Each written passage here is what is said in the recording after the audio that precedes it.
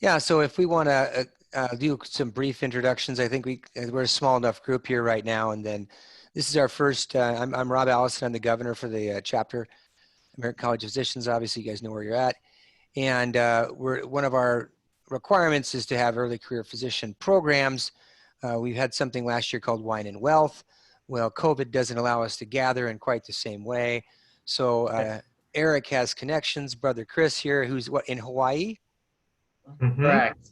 The Yeah. poor man is stuck in Hawaii during the coronavirus. Uh, But we're pleased and happy that you agreed to join us and give us kind of an introduction here. Eric, I don't know if you want to introduce your brother a little bit more Yeah. and go from there. Sure. So I actually invited my brother. He works with other ACP chapters, mainly the Hawaii ACP chapter and other professional medical associations, family practice ones, and so actually Chris's story is very interesting. He attended medical school all the way up to fourth year at Loma Linda, my alma mater, and I guess he had a deep, long thought about this and decided he wanted to pursue another passion, which was in finance. And I think he's in a unique situation that understands the struggles that we all go through as physicians and as medical professionals. And that's why I invited him here, because many financial advisors, they may work with physicians, but they've never been through the training. They never truly gone through it like we have. So that's kind of Chris's unique background, rather than just another financial advisor.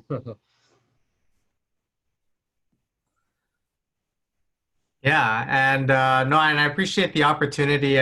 Most of my time is spent working with medical professionals, and I think for me, it was always a question about if I wanted to come back and start a practice. How do you do things like that, and how do you learn how to all of a sudden focus on medicine to becoming what really is a business owner, and how does everything kind of connect the dots? And I think that's a question that many people have. I don't think it's unique only to physicians. I think a lot of people just frankly, it's not taught in our education system, how to save, where we should save, and what purposes are we saving for. So uh, I guess should I just go ahead and get started then?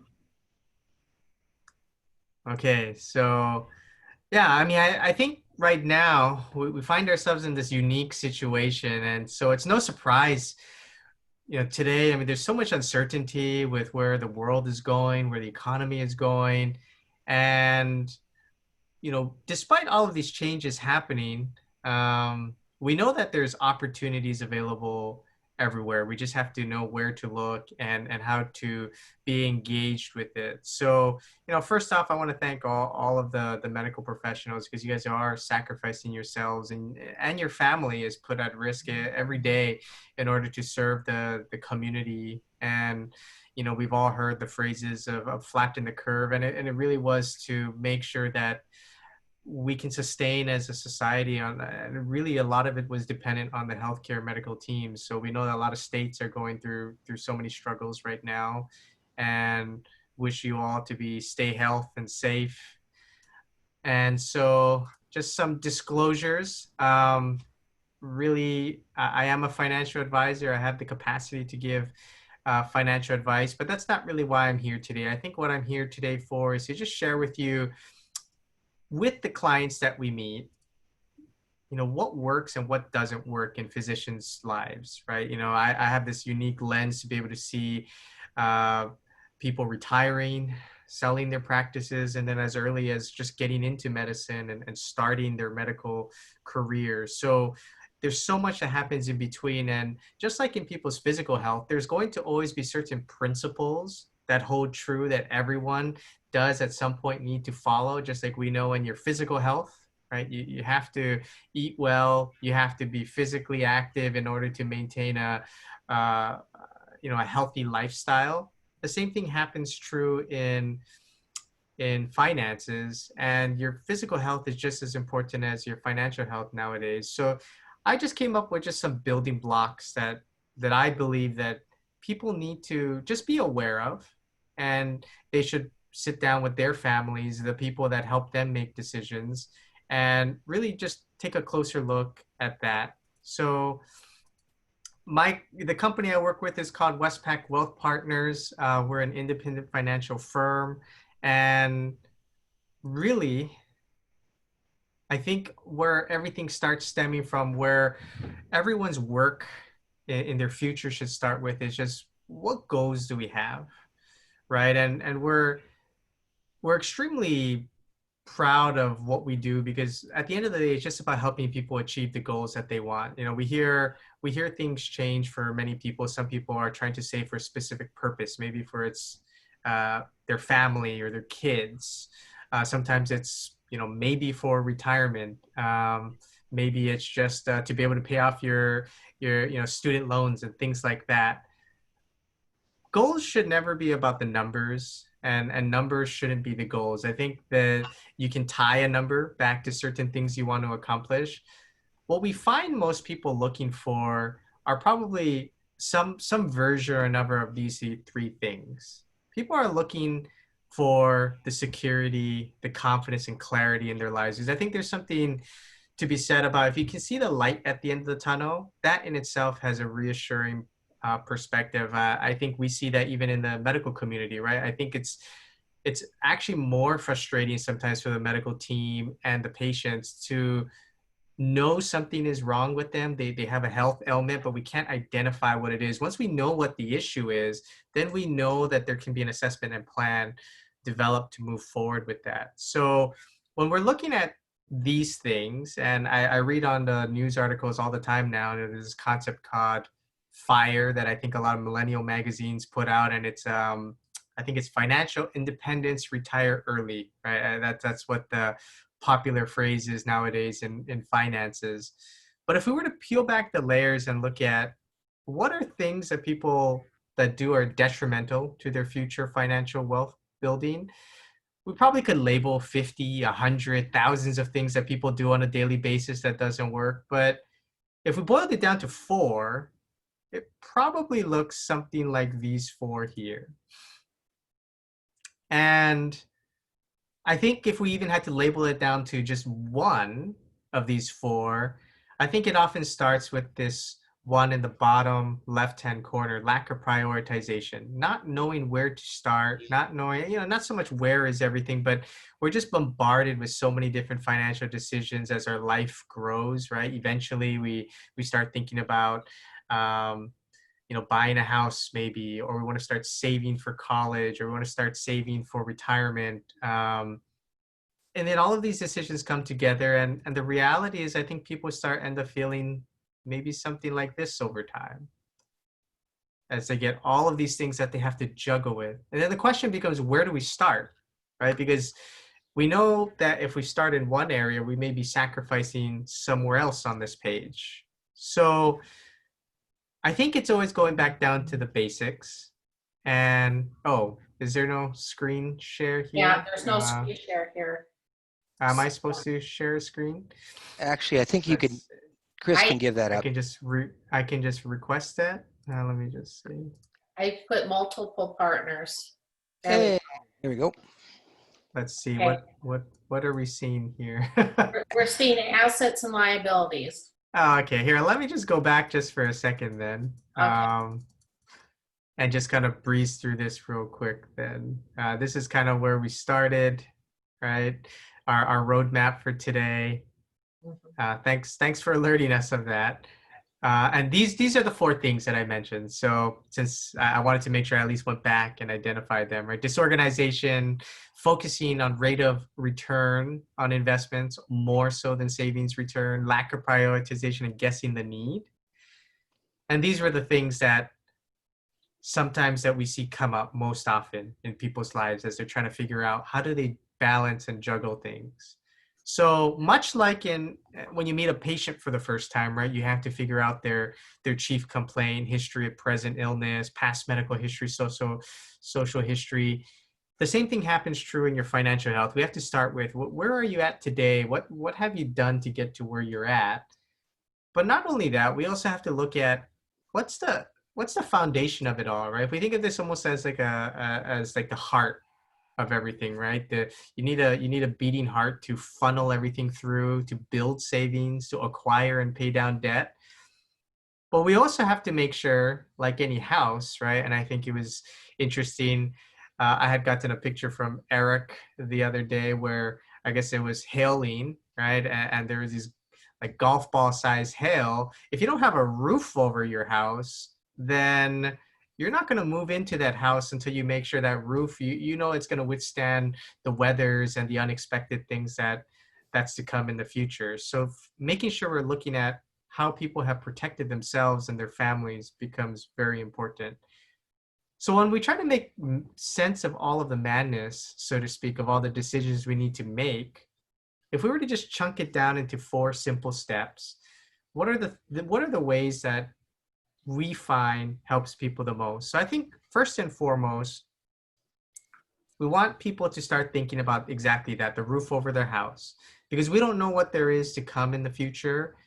But we do know that we have the ability to make a decision today in order to make sure that our family gets a better life for the down the road. And then really, we want to look at savings, right? And I think sometimes we have to just teach people what it is to save. And also, I think people are looking at, well, what's the optimal amount to save? If I make this much, if I'm in this situation, how much of my income should I be saving? And then once you started saving, I think the natural question becomes, what am I saving for? And how do I make sure that the money is working for me and growing for me in the best way possible? And then lastly, right, we have to make sure we're looking at, well, the predators of wealth, the things that is the headwind that we're up against, pulling us backwards. And for many medical professionals, student loans would be just one of those things that come. So how do we approach making the balance of paying down student loans with these other 3 things? So now this is kind of a brief snapshot into these 4 steps. And what I want to do is just give you a piece of information in each of the 4 steps that I feel like you could walk away with and really start to be able to implement in your life today. So protecting your todays. Really, protection is about making sure that you can never take steps backwards in your financial situation. Especially medical professionals have worked so hard to get to where they're at. The last thing we want to happen is just as we're getting to the point where we've earned our license and we're out to become an attending and be in the field helping the community, something happens and we can no longer do that. You know, one of my fiance's classmates, she worked super hard, got into plastic surgery in New York, NYU, and in her intern year, she got a retinal tear. It was, you know, more on the genetic side, and she'll never become a surgeon ever again, right? She sacrificed so much of her years to get to where she's at, but she never gets to be a surgeon, which was her lifelong dream. So things like that. So when we're looking at people's financial world, we also want to make sure we're looking at what are the risks on the table that we need to look at. And for virtually all physicians, you know, probably the most threatening thing to their future is if something were to happen to them tomorrow and they don't get the opportunity to provide for their family.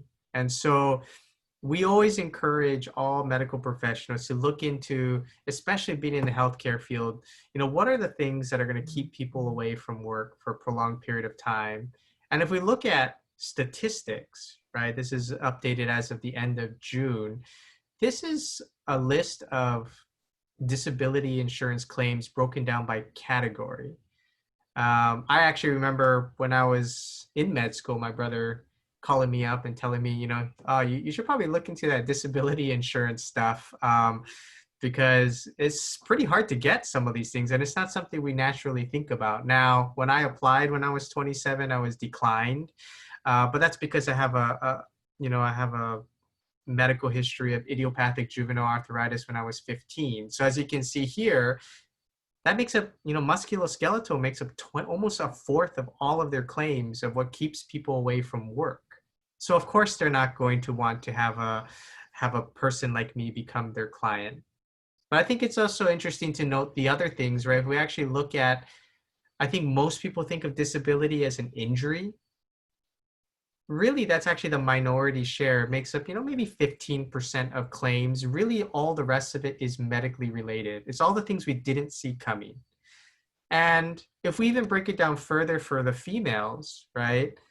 Complications of pregnancy makes up actually a significant portion of it as well. And females just statistically tend to claim more than males, and that's just they're biologically different from us as well. Their bodies go through different challenges than we do as males. So the males look very, very similar to the rest of the pie chart. But make sure you just take a look at that, right? What can you do to make sure that even if you got sick or hurt, the bills can continue to be paid, that your family can still continue to save and be okay financially. So we get to help you focus on your physical well-being, getting back to your normal or as best to normal working and physical situation, and the finances can be taken care of for you. And if we go to that step 2, we're really looking at savings, right? And what are we saving for? I think becomes a big question for the future. Well, we know that we have a whole bunch of things that we need to save for, and we know that there's things that eat away at our savings over time, like taxes and inflation. But we also know that there's all these things that we need to keep up with, cost of living, and 10, 15 years ago, cell phones were not as expensive or as prevalent as they are today, right? It used to be that, maybe 30, 40 years ago, people were buying one house phone and they could use it for 20 years, even their refrigerators and just different appliances, right? They used to be so much more resilient. Nowadays, we got, my parents called me up the other day and they're already having issues with their refrigerator and they just bought it, 3 years ago, and it's already having issues versus the refrigerators they used to have could last 10 plus years. Now they're probably not as energy efficient, but at least they worked predictably, right? So how much should people be saving, I think becomes an important thing. Physicians and healthcare professionals are so unique that you start your career much later in life. So whereas you may have a bunch of friends and colleagues and family members who maybe started straight out of college or after like a master's program, they might have been earning and saving for the last decade, and you're just starting to earn an actual career paycheck, right? So the only way that we can kind of catch up is we have to save more, right? The statistics are actually pretty interesting. I think last year, the average annual savings rate was actually somewhere around 3%. 20, 30 years ago, the generations before us, they were saving about 10 to 12% of their gross annual income. On top of that, a lot of them were getting pensions at the time. Nowadays, that's not very common. There's very few agencies and companies that offer pensions. Most of them are government agencies, and even then, they're making a lot of changes to these programs. So, at 5%, really, there's not much that we can do to be prepared for what's to come in the future. And really, you'll notice that the optimal has to be somewhere probably 15 to 25%. For most of the people I talk to, I encourage them to be 20% or more, because if the idea is the concept of FIRE, right? Financially independent, retire early. The only way you can achieve that is to save aggressively so that you get that opportunity to do that. Now, this is not anything in particular, but this is just an illustration of if someone was saving 5%, the massive difference it makes, $450,000, a household just making $120,000. And if they were to save 20%, and we're not even looking at a ridiculous rate of return on our money, we're looking at 5%. But again, that's a more than fourfold difference. And when you think about it, money doesn't grow in trees. We just got the savings rate and we times it by 4. And that is something we can control. We can't control what the market does, as we can tell over the last 4 or 5 months. But we can control how much we put away and save for our future selves and our family. So working towards a plan where you get to figure out how can I get to a point where I'm saving, maybe not overnight, right? If we're at 5% today, there's no expectation you can get to 20% tomorrow, but maybe next year, the year after that, we can work our way closer to that goal. And then step 3, life events. And I think this is really important for physicians because oftentimes we're trying to figure out, well, where should we save, right? We can, if we max out our 401k, our 403b at 19,500 a year, where else do I park the money, right? Should I get more real estate? Should I get some mutual funds?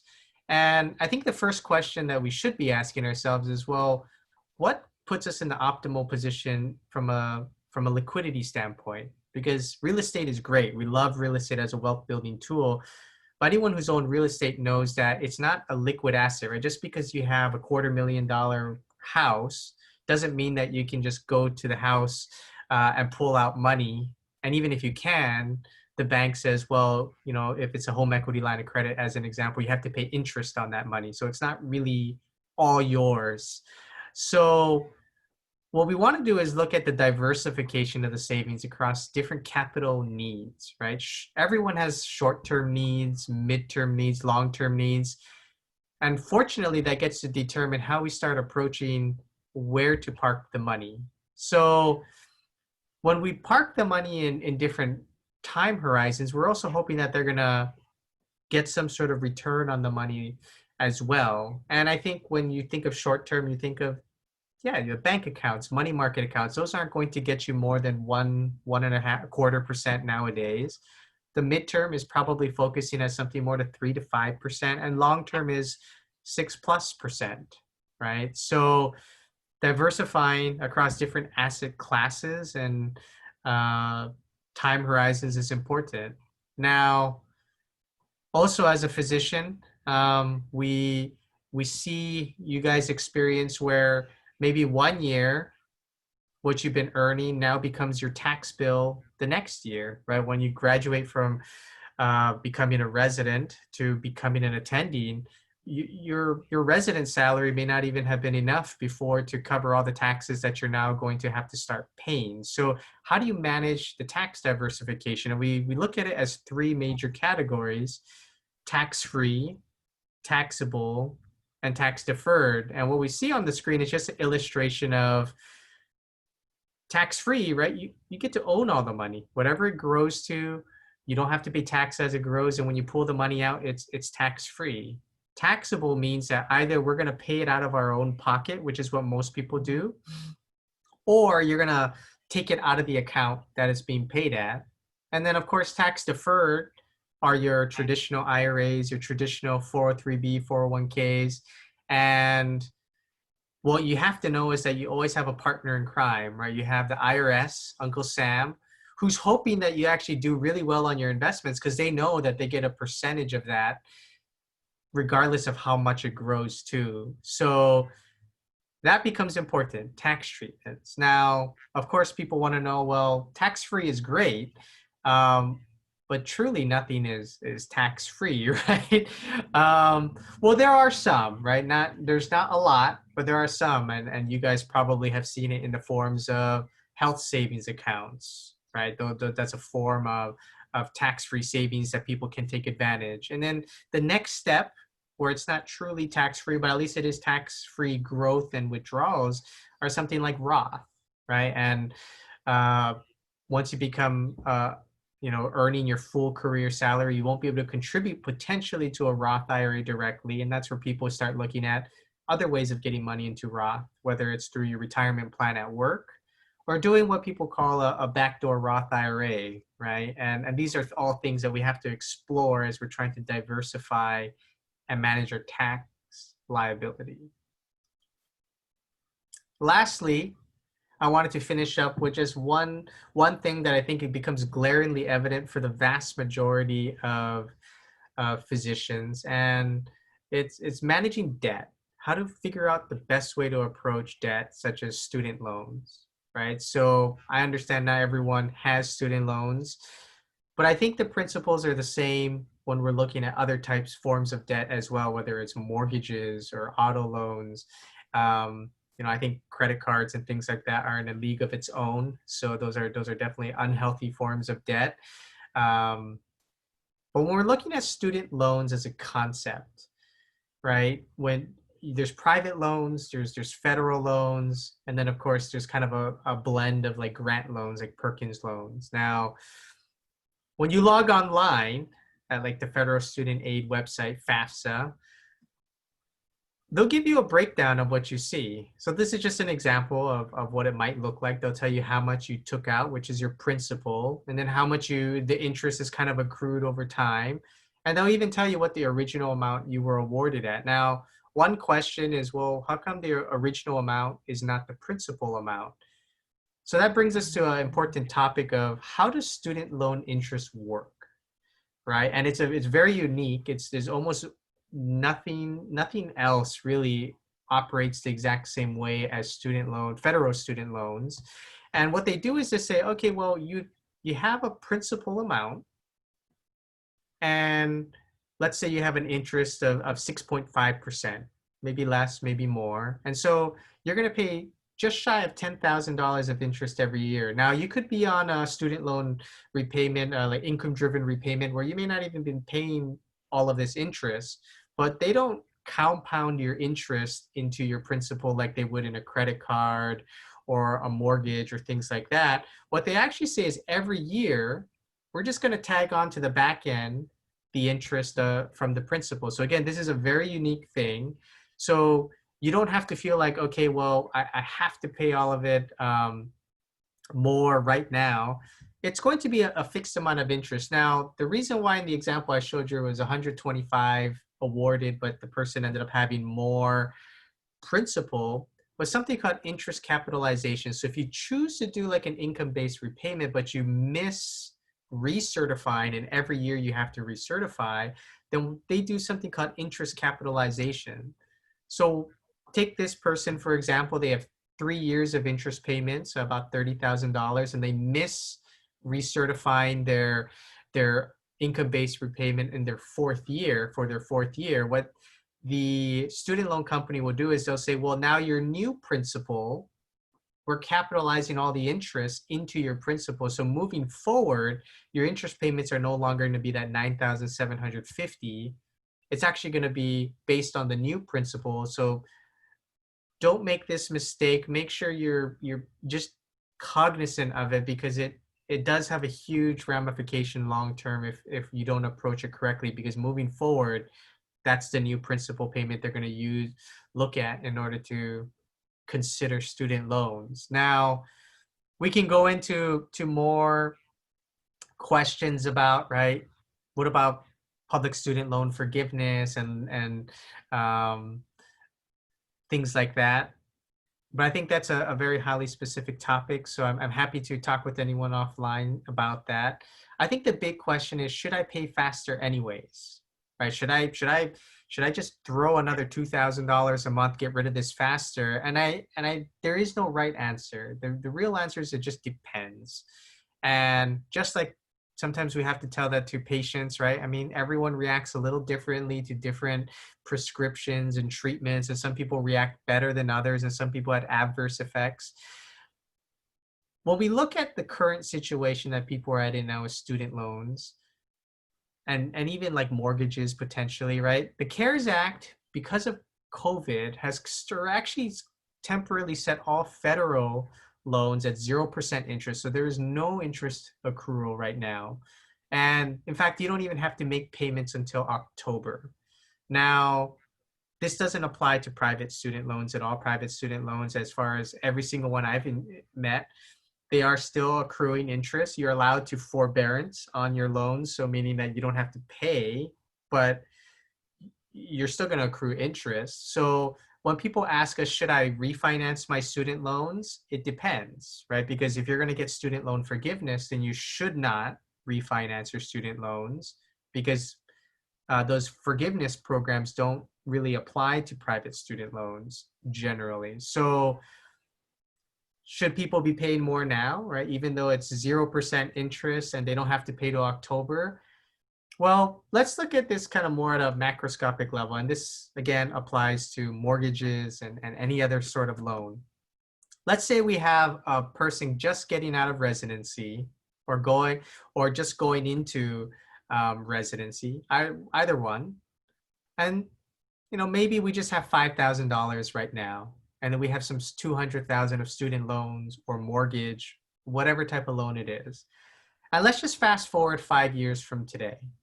And we get to choose between one scenario A, where we've chunked down the loans. So now we still have $5,000 5 years from now, but we got less loans, right? We got 135,000. Or B, we have 65,000 in our bank account and we've made little progress to our student loans. Now, the question we ask people to just look at, and there is no right answer. Everyone has a personal decision on this, is which situation are you more comfortable in? More times than not, I would say 95% of time or more, people say, well, scenario B. And when we ask them why, the answer is usually, well, because I actually have money, right? Like, I don't want to still be at $5,000 or the same place 5 years from now. And I think that is, they've answered the question themselves, because if you look at it from a numerical perspective, they're in the exact same financial position. They're in this case, if this is the only two things we're looking at, that's a net worth of a negative 130,000. But we know that cash is king, right? We know that we have flexibility and options when we have money in the bank, rather than when we don't, even if we're in the same situation. So the plan that we want for people is just as much flexibility in their life.